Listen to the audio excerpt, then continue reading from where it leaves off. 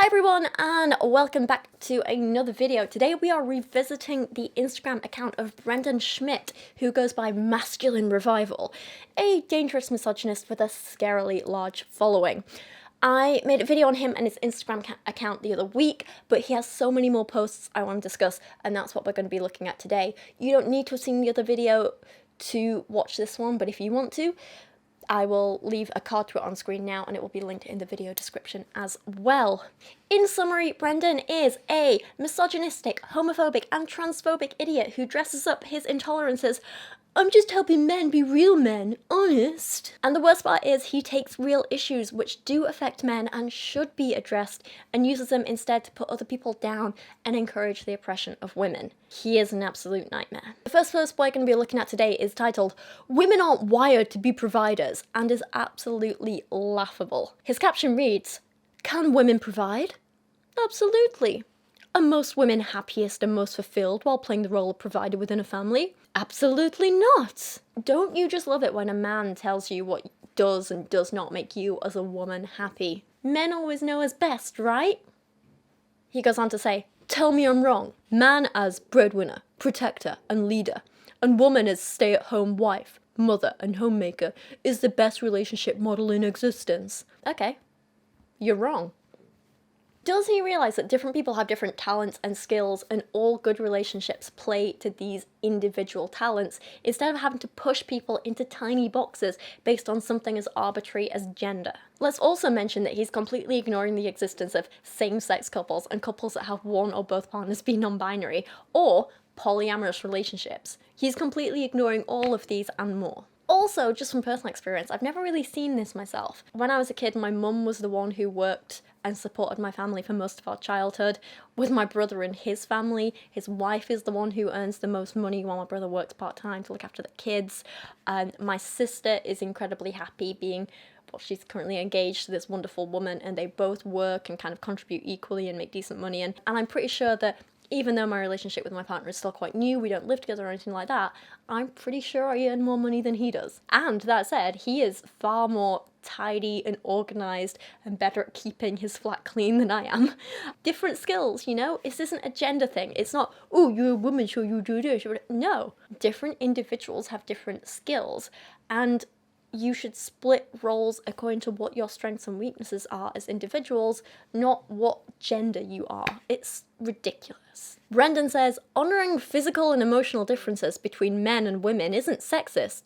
It's common sense and a recipe for a functional, thriving relationship. Actually, it is sexist when you try and force people into roles based on gender, roles that you as an individual have decided is just what's best for them, instead of taking into account that, you know, they're individuals." I don't know how many times I have to keep saying this. He says a lot of this, like, "I'm not sexist, I'm not misogynistic," before going on to say things that are incredibly sexist and misogynistic.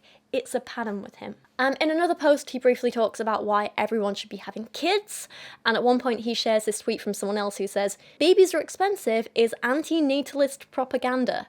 Reusable cotton diapers, breast milk, feeding a little food off your plate, not using toxic healthcare systems for checkups, clothes made and gifted from relatives. They want you to think it's expensive so you don't start families." No. Babies are expensive.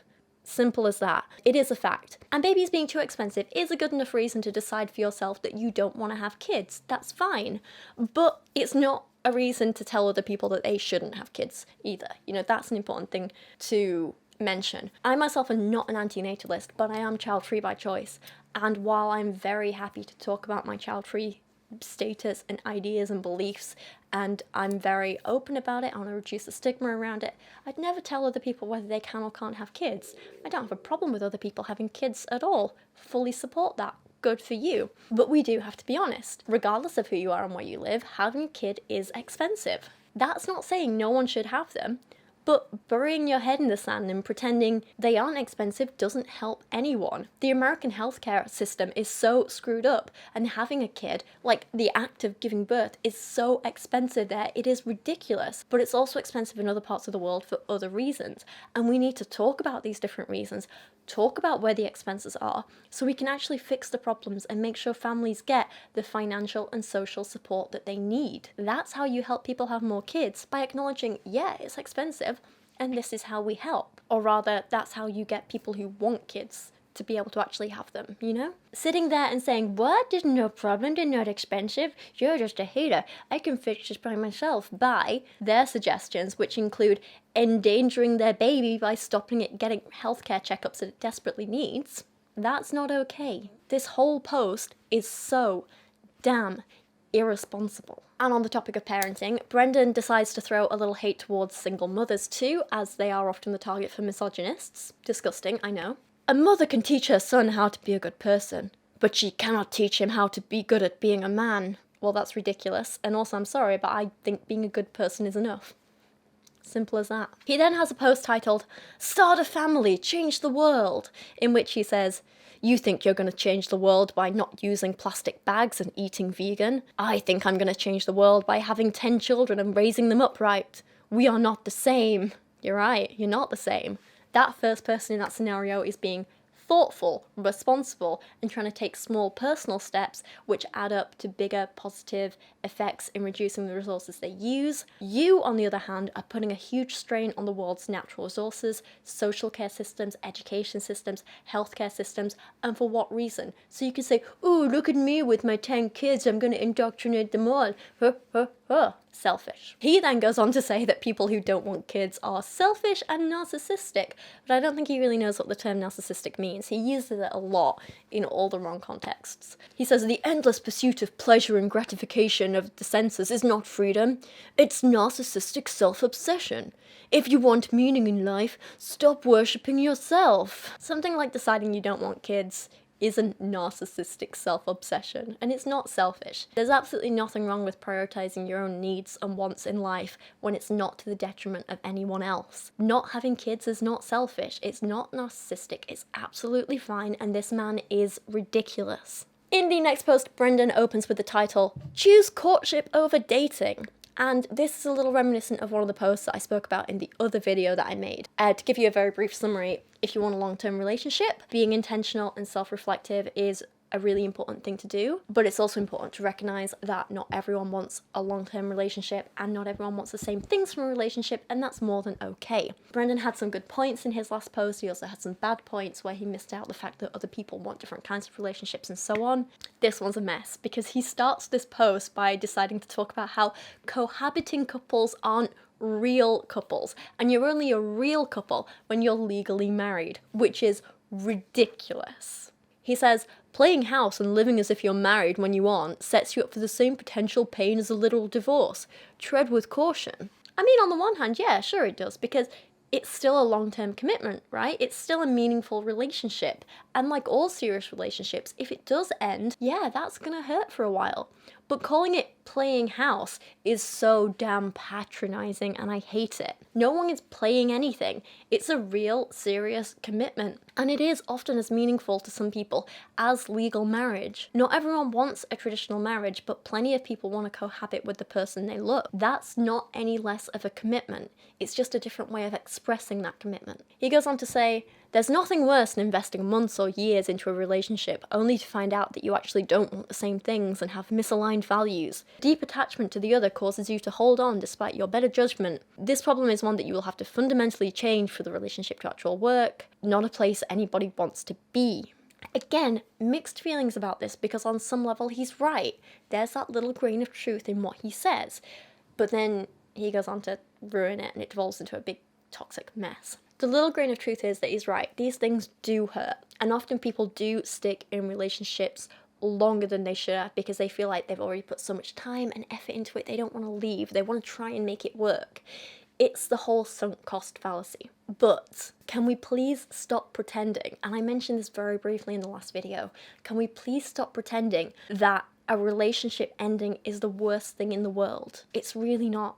Sometimes it is the right thing to do, and a relationship ending doesn't make it a failure. It doesn't make it wasted time. Just from personal experience, I was with my ex Dan for like 4 years and lived with him for most of that, and I'd say our relationship was damn successful, even though it ended. We were right for each other at the time, we built each other up at the time, and then as we grew into different people, and we did grow up and we did mature, our values and goals shifted and changed and stopped being aligned, so we broke up. I call that a success. Sure, the actual breakup hurt, but I know I'm so much better and stronger and happier for it, you know? The relationship at the time made me a better person, and the breakup hurt for a while, but allowing myself to break up and move on and become who I am today made me a better and stronger person. Those are just parts of life. The relationship improved me, the breakup improved me. That's not a failed relationship. That's a damn successful relationship that ran its course. I do understand that it's hard to end things, especially after a lot of time together.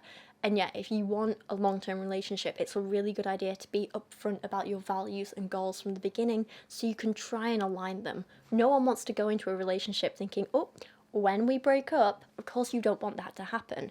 But sometimes it does happen. And sometimes you start out with aligned values and goals, and they shift and change and evolve over time, and sometimes they don't line up anymore. And just because they aren't aligned at the end and you have to break up, that doesn't mean your time together was a waste. I think Brendan is completely wrong in his approach to this. He goes on to say, using physical attraction and sexual chemistry as a primary indicator for long-term compatibility is a very flawed approach. When it comes to deciding if you should spend your entire life with a person, do it from a sober mind, not a mind jacked up on oxytocin that's screaming at you that this person must be the one. Freudian's like that. Again, this is one of those posts where there's a grain of truth amongst the toxic swamp. He's right that physical attraction and sexual chemistry should not be your only deciding factor in deciding if you want to be with someone long term. Absolutely. There are plenty of other things you need to discuss too. Family plans, career goals, personal values, what you each imagine daily life looking like, hobbies, interests, all of that stuff. But I think he's wrong to just completely discount physical attraction completely. For many people, having a partner you have good chemistry with is very important. For me personally, it's very important. Obviously not everyone, but for some people. And I don't think there's anything wrong with saying, I need a partner who has X, Y, and Z values and who I'm also very attracted to. Brendan also seems like someone who is a supporter in not having sex before marriage. He says we should make a dating judgment free from sex-fueled clouded judgment. And while that may work for some people, it is a terrible idea for others. It all comes down to the individuals and what's important to them. No one's saying you have to value this, you have to value this, but you have to figure it out for yourself and not be afraid to look for those values in a person. You have to do what's right for you, not what some man on the internet tells you you need to do. In another post, he moans about how, at this point, sexual liberation is liberating us from the dignity of being human, which is absolute hyperbolic nonsense. How is there no dignity in a person saying, I like my body, I'm in control of myself, I'm gonna do exactly what I want with my body and not let others shame me for doing what's right with me? How is that destroying dignity? It's not. It's really not. I don't think he realises that the term sexual liberation isn't just about, oh, I have sex with anyone, anytime, regardless of the consequences. No, it's not that at all. It's also about having the power and freedom to choose what we do sexually when we want to without judgment. And that includes people who want to wait until marriage. That includes people who only have sex in long-term relationships, people who have casual sex, people who have multiple partners in ethically non-monogamous relationships, people who don't want to have sex at all. It includes making sure all people who want it have access to birth control and contraception so they can be safe from STDs and unwanted pregnancies. It means getting people comprehensive sex education so they can be educated and figure out for themselves what they do and don't want. It means talking to people about consent and making sure they understand it. It means listening to people who have been sexually assaulted or raped. Sexual liberation means allowing all kinds of lifestyles to be okay and not be shamed. You don't shame someone for having partners, you don't shame someone for not having partners. It's all ends of the spectrum. Also, sorry, my tummy's rumbling, I'm quite hungry. I don't see how allowing people to have bodily autonomy is removing their dignity. That is an absolutely ridiculous claim with no substance, and Brendan is completely wrong. He then decides that anyone who disagrees with him and cares about and accepts other people is a victim of what he calls wokeism. He says wokeism is a scam, living a godless, self-centered existence where sex is treated as cheap and meaningless is a destructive path. We glorify prolonged adolescence and then wonder why we're miserable and lacking in purpose and meaning. We glorify being single and able to focus on ourselves forever and ever and wonder why we are unhappy. Living solely for yourself is not freedom. It's narcissism and self-obsession. And seriously, can he stop using the word narcissism when he clearly doesn't know what it actually means? But he does realise that plenty of people are happy and single, right? In fact, there have been studies shown, and I've spoken about this in detail in other videos, studies have shown that single women in their 40s without kids are pretty much the happiest group of people out there. People like Brendan are fear-mongering for no reason, and it's ridiculous. Just let people live. Let people be happy how they want to be. And also, let people make their own mistakes. That's okay too. Our broken society tells young people that they can make a difference by becoming vegan, never having children, and supporting every woke ideological cause. Okay, everything else aside, what does this guy have against being vegan? He's been so anti-vegan in so many posts. It's ridiculous. I think, honestly, he's probably just feeling guilty and insecure about his own selfish choices and the fact he doesn't do anything himself to help others or the environment, and now he's just, like, taking it out on people who do good stuff like that, you know? He says in reality, feeling guilty and ashamed for being human is never going to create a positive impact. Embrace common sense and reject cultural lies. I don't think saying, hey, I just want to accept people the way they are, I want to help the environment, I want to make our planet a nice place to live. I don't think that's feeling guilty about being human, but maybe that's just me. He says, building a family and a thriving marriage is the path towards creating a multi-generational legacy. But I find it funny how he cares about creating multi-generational legacies when it's just about pumping out babies, but not when it's about things like reducing waste and doing things that actually help the environment and that will actually help future generations. He doesn't care about that.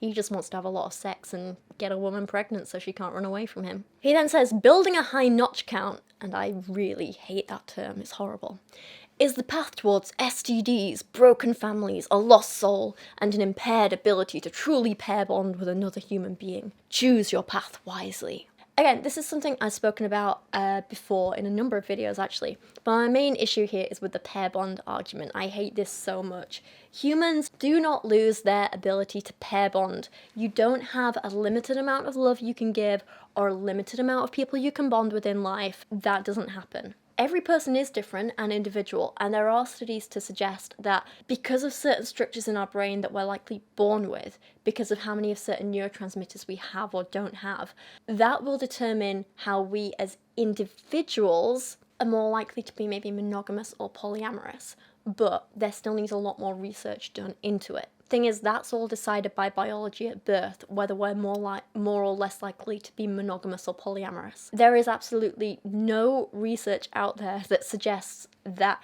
having sex with any number of people affects the neurotransmitters in our brain like that and makes us more or less likely to bond with future partners.